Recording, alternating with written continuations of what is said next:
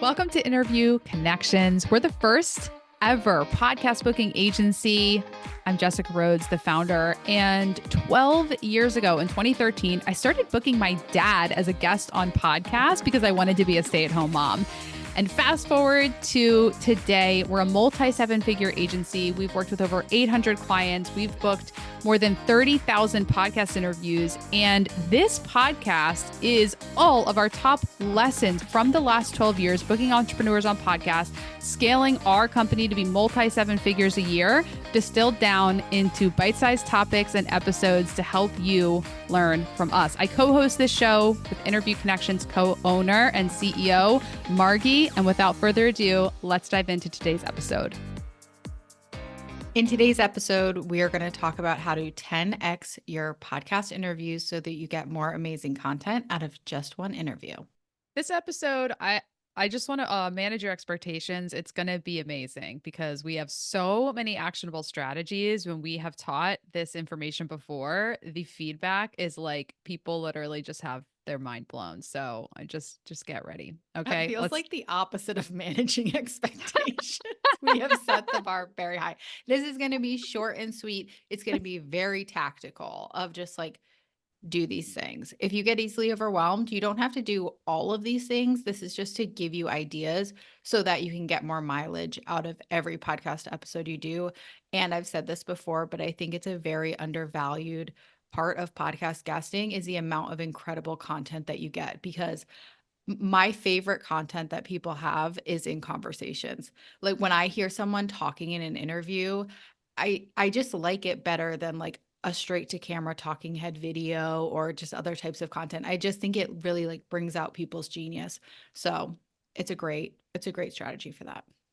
Yeah. And a lot of people are drawn to podcast guesting because they want visibility. They like being interviewed. But most of these things that we're going to talk about, you probably haven't considered or you haven't done. And it really does make a huge difference in terms of getting results from your podcast interviews. So we're going to dive right in. We're going to tell you things that you can do before your interviews, during, immediately before, and immediately after the interview, and then when it goes live, and then even months or even years after your interviews go live. There's still so much that you can do with these interviews. So tip number one, before your interview. So when you actually get booked for a podcast interview, for example, if you're working with Interview Connections and we connect you with a podcast host and introduce you to that host, they say they're so excited to bring you on the show.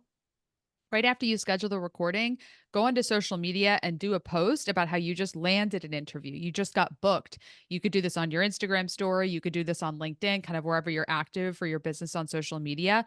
Tag the host, really communicate your excitement, because there is this energy that comes with communicating your wins, and getting booked for a podcast interview is a win. People take note of that. One of our clients, Christina L. Woods, she's an empowerment coach and a clinical hypnotherapist. When she started working with us 3 years ago, we told her to do this and she was like, I'm going to do what you guys say. And she posted about being booked for a podcast, and somebody who follows her on social media saw that and reached out and was like, hey, I saw that you're booked to speak on a podcast. Do you also speak at retreats? And Christina was like, yes. And so she was booked, hired to speak at this retreat, where then she got a lot of clients. I think she actually went back for a second time too to that retreat. So there's a lot of power in communicating to your existing audience that you're booked to speak on a podcast. It can bring in new opportunities and just show your audience that you are actively getting interviewed. It'll increase incoming interview requests and fuel your social media, because a lot of us, sometimes we're like, what do I post on social media today? Well, this is something that you can post. So that's tip number one. I love that. Great job, Christina Woods. She's the best. And also, we talk so much when we're talking about monetization about the host relationship. And that is such a great way to bond with the host before you even go on the show as well. Because hosts, like, it's so exciting when someone's going to be a guest on your podcast and they post on their social and they tag you and they're so excited. So you already are building such a strong relationship too. So I think that's great. Day of the recording. This is an easy one. It's an oldie but a goodie. Share a selfie with your microphone and post about your recording session, right? Like, it's so easy. You're going to be sitting in front of your computer a couple minutes early, hopefully with everything set up so that you're ready to go. snap a picture, post it online. Again, very similar to the first point that Jess made. This is great for positioning. It shows people that you're actively out there speaking, getting interviewed. Again, fun for the host because it's something that they can repost to help promote their show. Just a win-win. Yeah, and these first 2 tips, what to do before your interview, especially when you tag the host, they love it. I did a podcast. I've done multiple podcast interviews where, I come to the recording already having done these things, having, listened, left a rating and review, posted, tagged the host. Just a few weeks ago, I was on a podcast. The host name is Michaela Starr, and she came into that interview so pumped. She was like, you went above and beyond basically with what I did before the interview because most podcast guests are just showing up just kind of expecting the host to do all the work to promote the episode. And when you do this promotion before the interview even happens, they may even release your episode sooner. I have had podcast hosts publish my episode sooner, even though there was a backlog. Like they had already recorded a lot of episodes and I was, a few months out. They're like, I'm going to move you up because you show the host that you're willing to promote it. Not over that you're willing, you already have promoted them. So they're like, well, shoot, if I get your episode out sooner, that's going to help me grow my audience because you've already showed me that you're someone that's going to promote the episode. So it goes a long way. All right. Next is film yourself being interviewed. So this is a way to kind of get some behind the scenes content. For a lot of us service based online entrepreneurs, whether you have an agency service like us or you're a coach, your work is at a computer on calls. And there might not be a lot of exciting behind the scenes content for your social media. But what I did is I will put my phone on kind of a little phone holder, tripod thing and off to the side. And then I'll film myself being interviewed. So it's a video of me kind of like talking into a microphone. And then what I did is I like, turned on the volume and then added music and then put it on as an Instagram reel with some text over the video. And so it's just kind of a different way to switch up the type of video content. You could also just film yourself being interviewed and actually publish that audio or even just a clip of it, but it gives your audience kind of a different point of view with you speaking. I love that. Of all of these, I think that is the one that I want to like make sure that I implement. I do a lot of these, but that one I always see people doing and I like the video so much because there's something fun about a video that's not straight to camera, like to just switch up what your videos look like. All right, I'm going to do that. Everybody hold me accountable. No, please don't. Um Okay, after recording. So that was all pre-recording, during recording, now after recording. Immediately after the recording, you can go live or you can post to your story, share your experience, mention who interviewed you, tag them, key takeaways. It's good to do this immediately after if you can, because you might forget, especially if you're doing a lot of interviews. But again, another way, build the relationship with the host, keep the energy going, show your audience that you're up to something, that you're, doing speaking engagements. This is a lot. You don't have to do every single one of these every time, but honestly, Jess does, and she's probably like the most expert person at being a podcast guest in the world at this point. So you might want to do what she's doing. You might. You might. And it's it's one of those things too, like I find it's very similar to exercising. Like I basically went a week without exercising just because of travel and it's so hard to get back into it. You're like, God, a 30-minute workout. It's the same thing with social media. You're like, I haven't posted in a week. What do I post? Like when you do it every day, it becomes part of your routine. It's not like, what should I talk about? What do I look like? It just makes it more natural. So keep the energy flowing, keep your content creation flowing because when you turn off the tap and you shut it down, it and wait even a week, it becomes that much more difficult to even know what to talk about. So after you get off a podcast, your mind is going, maybe you shared a story you haven't talked about before. You have this immediate feedback from the host. So you know that some of what you talked about was really interesting. A lot of us forget that what we talk about is new information to our audience. We're like, doesn't everyone know this? But no, they don't. And the host affirms that. So, bring more focus to that. I love it. Okay. When the interview goes live, I would hope you're all doing this, but post the episode, post it online. The host is likely going to give you some templates and clips to use. You can also use different softwares like, Opus Pro is one, Get Munch. There's a bunch of them out there where you can just put the full video interview into a software, and then within 20 minutes AI will create clips of the episode. You can see, if you go to our Instagram at Interview Connections, most of our Instagram reels and videos are short form video clips from a podcast, whether it's this podcast or, us as a guest on somebody else's podcast. So it's just the best way to promote a podcast episode. If people see a little clip of something, they're like, "Ooh, I want to hear the full episode." This is also, Christina Woods is going to get a lot of visibility in this because she's implemented and worked with us for so long. It really does work. She posted a clip of one of her podcasts. I mean, she's done a lot, but one time when she posted a clip, somebody watched the clip. Maybe it was 3 minutes max, and they became her client from a clip. So sometimes people just need to see a little bit of you to realize that you're the right fit for them. So make sure you're giving your audience plenty of ways that they could hear you speak. Yes. I think that's so important to emphasize. She closed a sale from someone who wasn't in the original audience of the podcast. So not only did she get visibility to the audience that that host built, but she had someone in her own audience become a client because of that podcast. And we're going to talk more on this episode about other ways to leverage your podcast interviews with your own audience to close sales. And this is what Jess said, promoting the interview. A lot of these, don't get overwhelmed. You don't have to do everything. You have to do that. I know I can't really tell you you have to do something because who am I? But please do that. That is huge for etiquette. We have hosts all the time, like they're bummed if you don't do that. It's not just like, oh, that's nice of you. It's like, it is an expectation at this point that a guest will promote their episode. And if you do not do that, it's not a good look. Like, we will get complaints from hosts will not. That's not good for your relationship with them. That really is an expectation and part of the etiquette. They do a lot of work to have that show, to build that audience. They bring you in front of that audience, and delivering a great interview, part of it, and then promoting that episode is the other part. And that is how you are collaborating with them and not just kind of taking from them. So Yeah, and I think it's a good time to share, like, oh, it's good etiquette, they do a lot.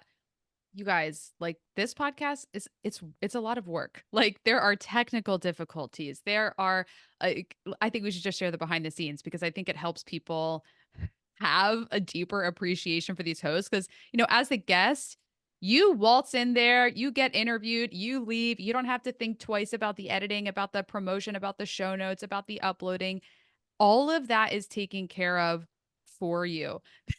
This week we were having issues with the microphone switching on and off. Then we moved over to like some online recording platform. The files that were downloaded, our editor couldn't use them. Like, it took so much time. And so we just were like, this is why guests need to really appreciate the host. If you don't have a podcast, you have no idea the work that gets put in, or they're paying a lot of money for people to deal with all that. So whether it's their own time and mental sacrifice or the money they're paying a team to manage the show, the least you can do is promote the episode. yeah, it's so easy to just show up and guest. There's a reason we have stopped this podcast before and we have left a graveyard of podcasts behind us because it is a lot more work to host your own show than it is to just show up and be a great guest, which is why we help people be guests. But yeah, you want to maintain that relationship. Please share, help them grow their show, promote the episode that you're on. All right. Repurposing written content. This is really good for SEO. This is really good for everything. Some of your audience may not like listening to podcasts. And so it's so easy, especially now with like ChatGPT and AI, it's so easy to get an interview transcribed and turned into written content, blog posts, articles, quotes, You could even do like a little ebook, social media posts. Like there's so much that you can do with a VA assistant, but even now, there's so much you can do for free with AI to get so much mileage out of those interviews. Yeah, absolutely. All right. We talked a little bit already about short video clips when we discussed, posting, sharing about the episode. But turn them into short video clips. Use that to fuel, your Instagram, your LinkedIn, your YouTube shorts. Just use some different software. Some podcast hosts will give you those clips. Others will just give you a link to the episode, and then you can use some AI softwares. But I've seen Gary Vaynerchuk did a video. He was interviewed on a podcast, and on the podcast, he's like, I still guest on podcasts for the short form video content. Like that is why he does podcast guesting. Like he's likely more well known than the podcast that he's being interviewed on. It's for the content. That is why he does it. So repurpose the content, fuel your social media, and that's what will hashtag amplify your authority online. Love it. All right, Jess, do you want to do this next one too? Because this is something, Mhm. because you're actually in the Yeah. trenches with sales and this is something you're actually leveraging. I think that would be powerful to share. I would love nothing more than to tell you how to use podcast appearances to close more sales because I'm a sales girly. I love sales and I love selling to warm leads. I love it when I speak to a lead on a consultation call who has already heard me on a podcast. It literally makes my day. I am like, my life's work is complete because it's working. Okay. So, what you're going to do is you're going to send links to podcast appearances you've done to your leads. Like, it is just that simple. So, just to show you what we do, when somebody books a consultation call with Interview Connections, they want to learn about our service. We send them a confirmation email before the call. And in that email, we give them a link to one of my podcast appearances. It's a 15-minute podcast interview that I did on somebody else's show so they can hear me being interviewed. And it's just a really good overview of podcast guesting. There's value in that episode. It positions me as an authority. So people that then come to the consultation call after listening to that episode, they're warmed up, they've been educated on the strategy, and your close rate with warm leads is going to be higher than your close rate with cold leads. So just simply send your podcast appearances to your leads before the consultation call to make a really big difference. I love this. We've had clients do this really successfully. If it's a longer interview too, you can always like give a timestamp of like, hey, this is really relevant, I think, to your business or to what you're interested in. Check out, this minute, an hour, or whatever. Also, we texted out an interview. This is the most wholesome thing in the entire world. Jess did an interview with her dad because he was her business coach. He helped her start Interview Connections. He was her first client. It's like the most wholesome thing you've ever heard in your life. So she does this like really cute, like interview podcast with him. I think it was like the last episode of his show, Dream Business Academy. Is that what? Oh, Dream Business Dream Radio. Business Radio. Um, and we texted that out to leads who were on our text messaging list. And some of these text leads are pretty cold because we run ads. So sometimes people will opt in for our text list from an ad, for something free, but they don't really know who we are. And we had people on this list listening to this interview and like getting to know Jess, getting to know her dad, I mean, it was like the cutest thing ever. And talk about building trust immediately. These people went from like total strangers to like, oh, you guys are so great. I love you and your dad. That's so awesome. And so it's just immediate trust building. That was such an incredible thing and such a great interview for that. Yeah, it was fun. And the thing is, your story is the thing that sets you apart from your competition. Um, we were the first to market, so we did have the experience of being the only game in town for several years. There was no other podcast booking companies, so we know what it's like to not have any competition. But even for us, like we have competitors, you have competitors. The thing is, somebody could copy your pricing, your package, your model, everything, but they don't have your story. And so leverage your story with your audience. And the best way to do that is to send them a podcast appearance. Yeah, it's so different from like an infomercial type webinar because it really is like you're talking about your life. The hosts are always going to ask some stuff that's not just about your business, right? They're like talking about, you have kids or whatever you have. Everybody has something that will have listeners relate to you, see you on a more human level. And that is so powerful. Cool. And then share your interview links with your email list to keep your audience engaged and informed. This is a really good one, especially if you don't know what to say to your email list. And it's always nice to send out content that is not asking for something or selling something, right? Bringing in some nurture and some value, and sharing an interview you did that your email list would find valuable is a really great way to do that. It's a great way to warm up the people on your list, to give some free value to them, and it's very easy. Yeah, I had a consultation call this morning, and after the call, I sent her a text. I asked her, I said, "Where do you listen to podcasts?" And she's like, "Usually Spotify." So then I got a link to our podcast on Spotify, and I was like, "Can I text it to you?" She's like, "Yeah, absolutely." I'm like, "That's going to be a perfect way for you to continue to learn about podcast guesting." So, yeah, sending a link. And you can also, if like you don't have your own podcast, you can make a Spotify playlist of your podcast appearances. So you can still leverage that same strategy as a guest, sending a link to that playlist to your leads after a call to keep them, connected with you. That is so smart. Spotify playlist. I've been on leave. Okay. I think I missed a lot. I never I thought of that. That's so cool. full credit Mel McSherry, who's one of our clients. They Oh, are a nice. human design expert. They have a Spotify playlist of their podcast appearances, and I think it's absolutely genius. That is so smart. If we've not emailed all of our clients to tell them about that idea, I think we should, because that is blowing my mind. We've Mel, yeah, incredible. we've definitely talked about it like in group calls and whatnot, but yeah. And go give Mel a follow. Like look them up, Mel McSherry on LinkedIn, and let them know that you heard about their Spotify playlist. All right. Number 10, share your podcast appearances via your website or a media page. And for a third and final shout out, Christina is getting a lot of visibility in this episode because she's amazing. Go to christinalwoods.com/podcast for my favorite media page of a podcast, like of a podcast guest. There's a lot of different ways that you can do it, but what I really like about Christina's podcast media page is she has her recent podcast appearance. She has a button that says book me as a guest on your podcast. So anyone that's there, so she can get incoming interview requests.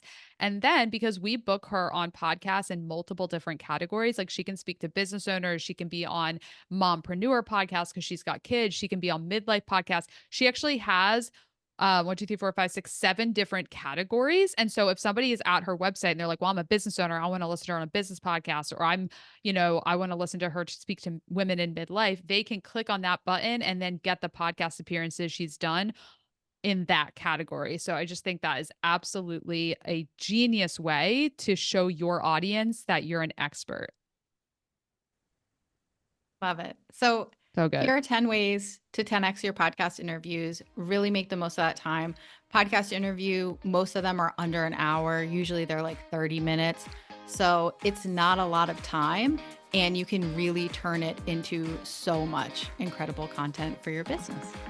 Yeah. And we have a number of these tips on our podcast interview prep checklist. So you can get that if you want this in writing, interviewconnections.com/prep. Download that checklist, and it's about 4 pages of our top tips of how to prepare for your podcast interviews. So a lot of these tips are going to be in there. So I highly recommend clicking that link in the episode description to download the podcast prep checklist.